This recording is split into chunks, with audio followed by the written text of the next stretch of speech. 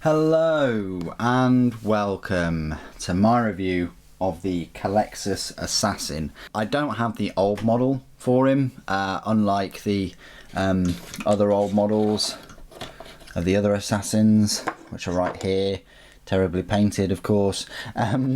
So I can't really compare him to what he did look like, but there are pictures on the internet. Just type in, Culexus Assassin and you'll probably find them somewhere.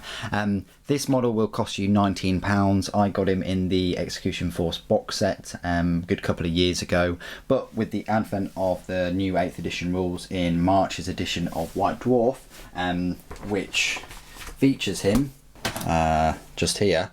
Unfortunately it features the Eversaw, but on the back. Anyway, I thought it would be about time for me to do an 8th edition review of all the 4 Assassins, and I will do that with Inari as well, those models. So we'll have a look at the model, we'll do some size comparisons, I'll explain some lore, and then we'll get into his rules. So the model itself, it's quite decent. He's got these psych-out grenades. He's got this big old contraption here on his head, mounted on his head. It's called the Animus Speculum. And it's basically, he's an anti-psyker assassin. Any psykers out there, he's going to suck the power out of them and take them. He's like a walking void. Psykers are rare, but these things are even more rare. Way rare than psykers. Sisters, if you've ever read any novels, you'll know that the Sisters of Silence have this kind of psychic null ability, and these assassins use it to their advantage. It's for the main reason the Adeptus Custodes have a load of Sisters of Silence around them to protect them from psykers and from the warp. Grey Knights are psykers. They've mastered that control of their psychic ability. Sisters of Silence are the opposite of that, and so are these Culexus Assassins from this temple. Anyway, the model itself, pretty cool looking. He's on this bit of masonry, bit of a scenic base, interesting bit of scenic scenery there, as interesting as the others, but not quite as for the Eversaw. But I don't know, I mean, if it's meant to be like church masonry, that's pretty well placed. I like how their scenery reflects kind of the battlefields that you'd find them in. Anyway, he's got more grenades there. He's in this body glove. He's got some extra pieces to the body glove that amplifies this ability. He's holding his psych-out grenade. This contraption, this Animus, is pretty good looking, is pretty detailed, got all of these vial things, and this big tube that he uses as a weapon. Anyway, that's the model. Let me highlight some lore, bestow some lore upon you for the Culexus Assassin. When I first got into the hobby, I always mixed up Culexus with Caladius, or Calidus.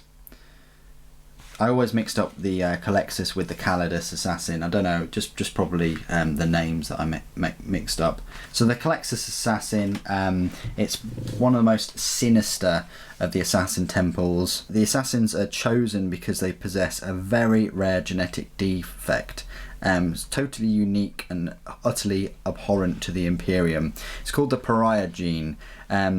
Every living being has some sort of presence in the warp, where their soul is actually reflected from the real universe. Non-psykers, it's little more than a minute spark. For psykers, their soul blazes like a shining beacon that can be seen by other psykers and creatures living in the warp. More powerful the psyker, the brighter their soul burns within the warp.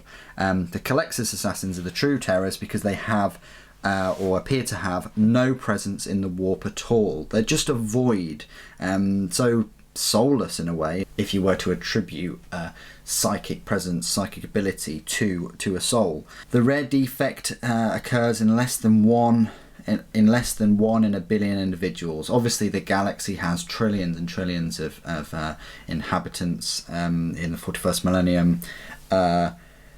This pariah gene, or the untouchable, is something that no normal human being can ever forget. They have a cold, calculating stare and which draws attention to their eyes. They have pools of blackness, and they seem to suck their prey into a void of nothingness. They're treated like outcasts or lepers, rejected by their parents and banished from settlements, and the Inquisition finds pariahs have often become hermits, reduced to scraping a squalid life in the depths of a hive city. It's a genetic anomaly. An abomination has seen the esoteric mineral known as blackstone, or in High Gothic as noctilith. Oh, there's a connection there between this noctilith crown that I have, sometimes erroneously called pariah stone. So blackstone has a peculiar property that can see it charged either to attract the energy of the warp, as with the Baden's Blackstone Fortress in the Gothic War, or to repel it, as with the pylons of Cadia. The null zone Blackstone can create is analogous to the soul void projected by Culexus Assassin, but only the Culexus truly understand how to wield that strange aura as a weapon. Pariahs used to be transported back to Terra aboard the black ships with other untamed psykers, and they reach their destination, be handed over for experimentation by the Magos biologists of the Adeptus Mechanicus. A large number of pariahs began to create a hole in the warp. Their psychic blankness interfered with the Astronomicum, and the most vital of psychic beacons used to guard spaceships for the far reaches of the Imperium. With the help of the Officio Assassinorum, Adeptus Mechanicus moved a few of the most promising pariahs to a secretly constructed fortress on the edge of the galaxy, and that was where the Culexus Temple was created. So, the Soulless Hunter. When the Culexus Temple receives a mission, an assassin is chosen and transported to the arena of conflict on board a specially shielded ship, much like one of the black ships of the Inquisition. The assassin wears a huge helm called an animus speculum. During the battle, it's used to fire focus blasts of psychic energy, but its primary purpose is to block out the Culexus Assassin's innate abilities. The helm is only partially effective, even when operating at full power. Once dispatched to kill a specific foe, the assassin attacks using their own innate abilities, enhanced by years of training, mental exercises and arcane war gear. They carry no guns or hand-to-hand weapons, for they need none. Their Aegis suit and innate abilities makes them all but impervious to psychic attack. Weapons that are in any way connected to non-material dimensions simply pass through them as if they were no more than a ghost. They can slip through the battle lines and bodyguards, where their negative aura muddles the minds of conventional troops. They close the distance with the foe, and they hurl psych-out grenades, each containing dust from the Golden Throne itself. So you've got some of the cleaners up at the Golden Throne, sweeping away some of the dust from that Golden Throne, and then they just package them into grenades and deliver them to these assassins. Pretty cool when you think about it. When the enemy is sighted, the animus speculum is used, an unnaturally powerful weapon that is deadly to all but hell incarnate to those with psychic abilities. The large eye in the helm opens up, and a magnified intensity of the assassin's horrific capabilities flood the surrounding area. It obliterates their brain, leaving them a withered, blasted husk. Very, very sinister assassin. Unlike the other three assassins that have those combat stims and melee and ranged weaponry, this assassin has this animus speculum on his head and some grenades. That's all he needs. So let me go through all of his rules then. He's an elite choice. He's a power points cost of a 5, and he's a points cost of 85. I like how all of the assassins in this rules section of the White Dwarf magazine are 85 points base cost. I think that's quite a reasonable points cost for what you're getting. And what you are getting is movement of 7 inches, weapon skill and ballistic skill of 2+, strength 4, toughness 4, 5 wounds, 4 attacks, leadership 9, and a save of 6+. So he's got the worst stat line out of all of the assassins, just because he's only got 4 attacks instead of the 5. But he does have the same wounds as both the Vindica and Calidus, with the rest of the stat line being the same too. Culexus Assassin is a single model armed with 1 animus speculum and psych-out grenade. So the Animus Speculum then, it's an 18-inch assault D3 weapon. It's strength 5, AP -4, damage 1. You change this weapon type to assault D6 whilst there are any enemy psykers within 18 inches of the bearer. 18 inches is quite decent, especially with his movement of 7 inches. He's got an effective range of 25 inches. I wouldn't just throw away that 18-inch range for him. The fact that you can get 6 shots, as it were, against psykers is pretty decent, especially at strength 5, AP -4. Remember, you can hide him on the battlefield like all of the other assassins. Now the psych-out grenades. The range is 6 inches, grenade D3, strength 2, AP 0 and damage 1.